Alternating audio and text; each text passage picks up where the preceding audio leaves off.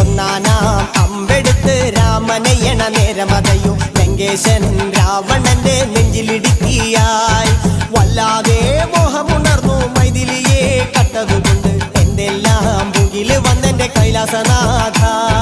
പൊന്നുമകൻ മേഘനാഥനും സോദരനും സർവരും ഇന്ന് തന്നെ വിട്ട് പോയതല്ലോ കാലപുരി തന്നിൽ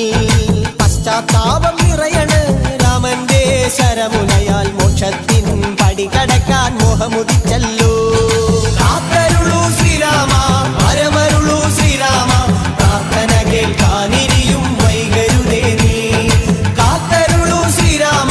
പരമരുളൂ ശ്രീരാമ പ്രാർത്ഥന കേൾക്കാൻ